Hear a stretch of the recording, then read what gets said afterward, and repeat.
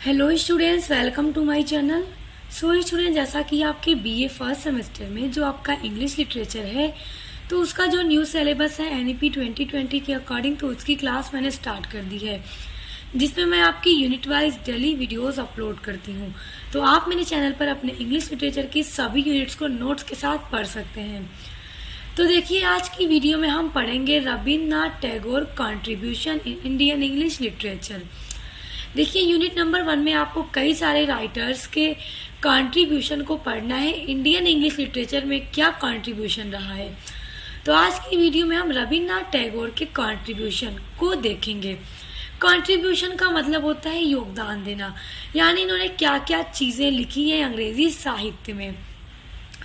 तो आइए देखते हैं, बहुत इम्पॉर्टेंट है रविन्द्रनाथ टैगोर, अक्सर एग्जाम में पूछे जाते हैं।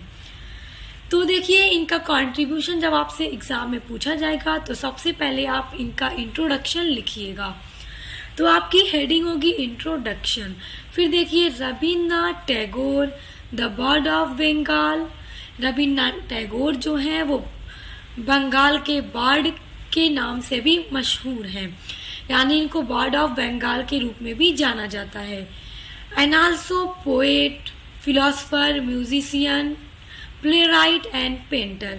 और उसके अलावा रविन्द्रनाथ टैगोर एक पोएट भी थे, यानी कवि थे, फिलोसफर यानी दार्शनिक, म्यूजिशियन यानी संगीतज्ञ भी थे, प्ले राइट भी थे एंड एक पेंटर भी थे जो चित्र को भी बनाया करते थे। और रविन्द्रनाथ टैगोर ने आर्ट्स में भी बहुत ज़्यादा कंट्रीब्यूशन दिए, उन्होंने बहुत सारी पेंटिंग्स को भी बनाया है। Tagore is celebrated as one of the greatest luminaries in the history of Indian literature and culture renaissance। देखिए, टैगोर जो है इस सेलिब्रेटेड, यानी कि सेलिब्रेटेड मतलब मनाया जाता है as one of the greatest luminaries. देखिए, ग्रेटेस्ट ल्यूमिनरीज मतलब होता है महानतम प्रकाशक, यानी कि टैगोर को सांस्कृतिक पुनर्जागरण, देखिए कल्चरल रेनेसेंस का मतलब होता है सांस्कृतिक पुनर्जागरण, यानी कि रविन्द्रनाथ टैगोर को भारतीय साहित्य और सांस्कृतिक पुनर्जागरण के इतिहास में सबसे महान विद्वानों में से एक रूप में उनको मनाया जाता है कि ये पुनर्जागरण कल्चर के एक बहुत ही फेमस क्या है, विद्वान हैं। ही इज आल्सो रिनोव्ड एज गुरुदेव। रिनोव्ड मतलब होता है प्रसिद्ध होना, फेमस होना, यानी कि रविन्द्रनाथ टैगोर गुरुदेव के नाम से भी जाने जाते हैं, बहुत प्रसिद्ध हैं। तो ये हो गया रविन्द्रनाथ टैगोर का इंट्रोडक्शन। आप लोग इसी तरह से एग्जाम में लिखिएगा। आइए अब उनकी अर्ली लाइफ एंड उनकी एजुकेशन के बारे में जानते हैं। तो नेक्स्ट हेडिंग आप लोग एग्जाम में यही डालिएगा, his early life and education.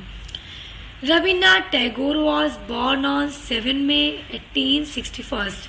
Rabindranath Tagore का जन्म 7 मई 1861 ईस्वी में कलकत्ता में हुआ था, जो अब कोलकाता के नाम से फेमस है। और जब इनका बर्न हुआ था तब वो ब्रिटिश इंडिया था, यानी कि इंडिया में ब्रिटिश शासन था। His father Debendranath Tagore was a religious reformer. इनके जो फादर थे रविन्द्रनाथ टैगोर के, उनका नाम देवेंद्रनाथ टैगोर था और वो एक रिलीजियस रिफॉर्मर यानी कि धर्म सुधारक, स्कॉलर यानी विद्वान एंड लीडर ऑफ ब्राह्म समाज, यानी उनके पिता ब्राह्म समाज के लीडर भी थे। And his mother's name was Sharda Devi, और रविन्द्रनाथ टैगोर की मदर का नाम शारदा देवी था। He was the youngest of 13 children। देखिए, he was youngest, youngest का मतलब होता है उम्र में सबसे कम या सबसे छोटा होना। तो रविन्द्रनाथ टैगोर के जो पेरेंट्स थे उनके पूरे 13 बच्चे थे। तो 13 बच्चे में, यानी कि रविन्द्रनाथ टैगोर अपने माता पिता के 13वीं संतान थे और सबसे छोटे बच्चे थे। He had spent most of his childhood with servants। He had spend मतलब बिताना, उन्होंने बिताया most of his childhood. Childhood मतलब बचपन। टैगोर ने अपना बचपन बिताया विद सर्वेंट, नौकरों के साथ। Since his mother had passed away when he was very young. When he was very young, यानी कि अभी उनकी उम्र बहुत कम ही थी, बहुत छोटे थे, तभी टैगोर की माता जी की डेथ हो गई थी। और इनके जो पिता थे वो जैसे कि यात्रा करने वाले होते हैं ना, कि इस जगह से उस जगह की यात्रा करना, तो इनके पिता यात्रा पर ज़्यादा रहते थे और इनकी माता की भी डेथ हो गई थी। तो इसीलिए इनको अपना बचपन बहुत ज़्यादा सर्वेंट्स के साथ ही गुजारना पड़ा था। इन हिज चाइल्डहुड यानी उनके बचपन में, टैगोर के बचपन में, Tagore never like the school education. Tagore ji को कभी पसंद नहीं था स्कूल की एजुकेशन, यानी कि रविन्द्रनाथ टैगोर को स्कूल में जाकर उसकी चार दीवारी के अंदर क्लासरूम में बैठकर शिक्षा ग्रहण करना बिल्कुल भी पसंद नहीं था। इसीलिए कुछ ही साल स्कूल गए, फिर उन्होंने स्कूल जाना बंद कर दिया, इन्होंने स्कूल नहीं गए।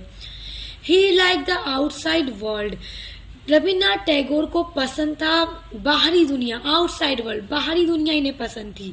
क्लासरूम की चार दीवारी में बैठकर इन्हें पढ़ना अच्छा नहीं लगता था, इन्हें बाहर की दुनिया पसंद थी और ये बाहर के वातावरण को देखकर खुले आसमान में बैठकर पढ़ाई करना चाहते थे और उन्होंने ऐसा किया भी। So he was educated at home. और रविन्द्रनाथ टैगोर ने अपनी जो प्रारंभिक जीवन की जो पर शिक्षा थी उसको अपने घर से ही लिया, बाय प्राइवेट ट्यूटर्स। जो प्राइवेट ट्यूटर्स होते हैं जो घर पर आकर पढ़ाते हैं, गुरु शिक्षक जो भी, तो वो रविन्द्रनाथ टैगोर को घर पर ही आके पढ़ाते थे। Who taught him various subjects. जो उनके ट्यूटर्स आते थे उनके घर पर पढ़ाने, वो उन्हें वेरियस सब्जेक्ट्स यानी अलग अलग तरह के सब्जेक्ट्स पढ़ाते थे, जिनमें इंक्लूड हैं लिटरेचर, साहित्य पढ़ते थे, हिस्ट्री, इतिहास, फिलोसफर, दार्शनिक, दर्शन को पढ़ते थे, एंड म्यूजिक एंड इंग्लिश। देखिए ये सभी सब्जेक्ट कोई शिक्षा इन्होंने घर पर ही बैठ कर ली और इंग्लिश जो था इनका फेवरेट सब्जेक्ट था और इन्होंने इंग्लिश में लिखना भी स्टार्ट कर दिया था। इन्होंने अपनी अर्ली लाइफ में ही इंग्लिश में पोएम्स लिखना स्टार्ट कर दी थी और रविन्द्रनाथ टैगोर पहले एक पोएट ही थे, बाद में ये जाकर राइटर मतलब बने, प्ले राइट्स बने और भी शॉर्ट स्टोरी राइटर जो भी बने, लेकिन स्टार्ट में ये सिर्फ पोएम्स लिखते थे, सॉन्ग्स लिखते थे, ये एक पोएट थे। He went to University of London in Brighton England. देखिए यूनिवर्सिटी ऑफ लंदन में भेजे गए आगे की पढ़ाई को करने के लिए, to study law and become a barrister. देखिए इनके फादर का सपना था कि मेरा बेटा रविन्द्रनाथ टैगोर बैरिस्टर बने, जिसके लिए उन्हें इंग्लैंड भेजा गया। तो वहां पर उन्होंने लॉ की पढ़ाई को कंप्लीट किया और बैरिस्टर बनकर वापस आए। इन 1883 में रविन्द्रनाथ टैगोर मैरिड मृणालिनी देवी। देखिए 1883 में रविन्द्रनाथ टैगोर ने मृणालिनी देवी के साथ शादी कर ली। नेक्स्ट हेडिंग है आपकी हीज कॉन्ट्रीब्यूशन। तो एग्जाम में इसी तरह से हेडिंग डाल कर लिखिएगा। तो आई होप अभी तक आप सब समझ गए होंगे इनके अर्ली लाइफ एजुकेशन तक। आइए अब इनका कंट्रीब्यूशन देखते हैं, क्योंकि कंट्रीब्यूशन तो ही आपसे एग्जाम में पूछेगा, तो आप लोग को पहले पूरा introduction early life education exam में लिखने के बाद ही उनके कंट्रीब्यूशन को लिखना होगा। अब देखिए, Tagore wrote not only poem but also short stories, drama, novels and essays.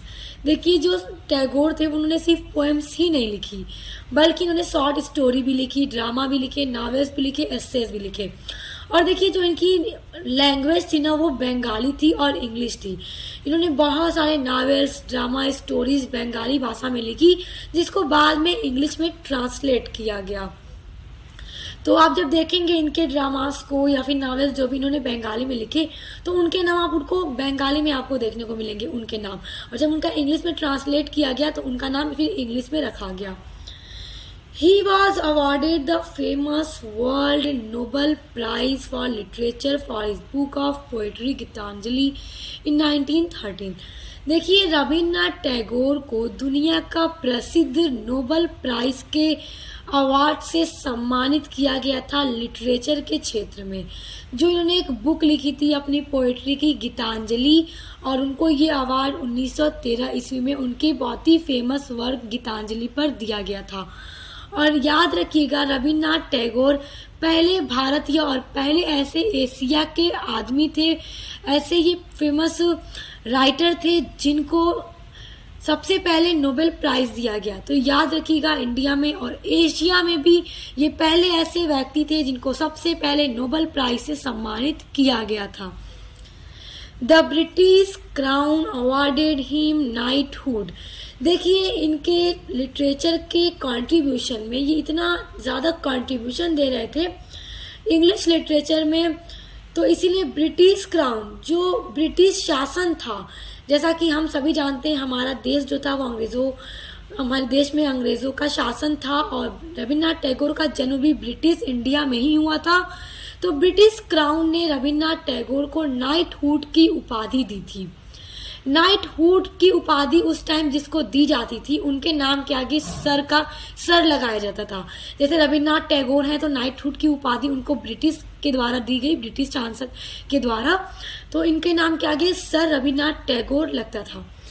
लेकिन देखिए, he return the knighthood after the Jallianwala massacre. देखिए, जलियांवाला मैसर्स का मतलब है हत्याकांड।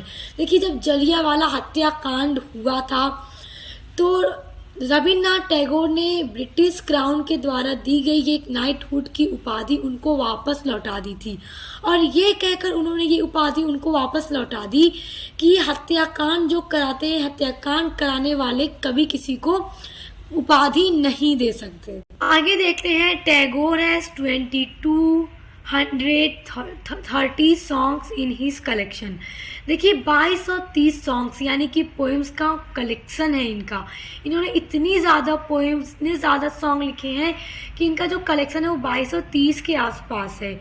विच कंपोज, जो उन्होंने कंपोज किया, जो लिखा टैगोर ने, and they are known as Rabindra Sangeet. और जो भी इन्होंने पोएम्स को लिखा है वो जानी जाती हैं, दे आर नोन, वो जानी जाती हैं एज रविंद्र संगीत, यानी कि रविंद्र संगीत के नाम से। इन 1901, देखिए 1901 ईस्वी में Tagore established a school in Shantiniketan. देखिए, रविन्द्रनाथ टैगोर ने एक स्कूल खोला शांति निकेतन में, वेस्ट बंगाल। देखिए, स्मॉल टाउन नियर बोलपुर इन वेस्ट बंगाल। वेस्ट बंगाल के एक टाउन बोलपुर में के निकट उन्होंने शांति निकेतन में एक स्कूल खोला। देखिए, वो एक आश्रम था, फिर इन्होंने उसको एक स्कूल खोला, आश्रम ही कहिए, स्कूल कहिए, जो भी कहिए। लेकिन देखिए, later the school become a college. बाद में वही आश्रम, वही स्कूल एक कॉलेज का रूप धारण कर लेता है।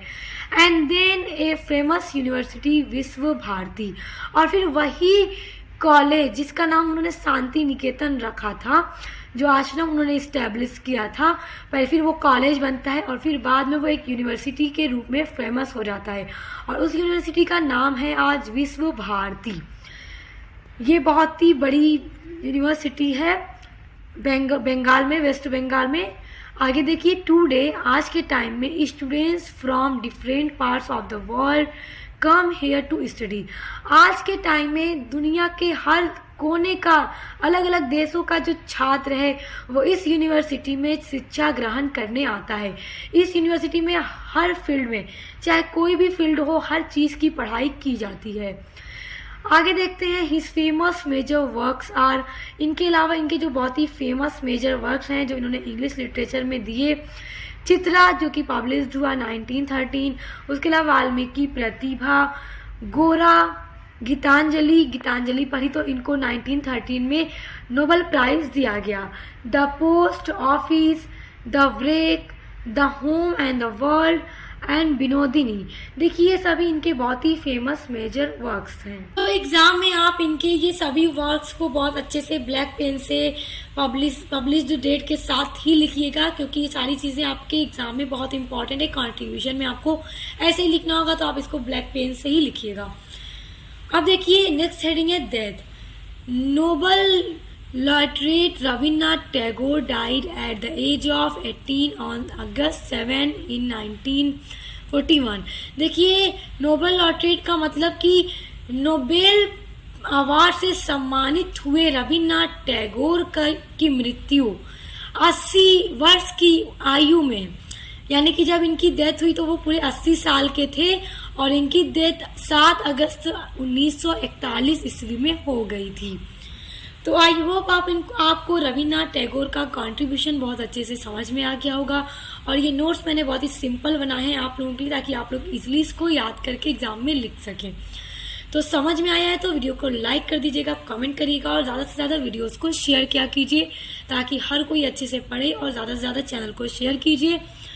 तो स्टूडेंट्स, आप मेरे चैनल पर अपने बीए फर्स्ट सेमेस्टर से related physical, geography, education, sociology, English literature, medical history सभी सब्जेक्ट की क्लास कर सकते हैं। सभी सब्जेक्ट की पढ़ाई मेरे चैनल पर कराई जाती है। तो उसके लिए भी आप लोग एक बार मेरे चैनल पर विजिट जरूर कीजिएगा, और पसंद आए तो सब्सक्राइब करके बेल आइकन को प्रेस कर लीजिए, ताकि आने वाले वीडियोस के नोटिफिकेशन आपको मिलते रहें। अब मिलते हैं नेक्स्ट वीडियो के साथ।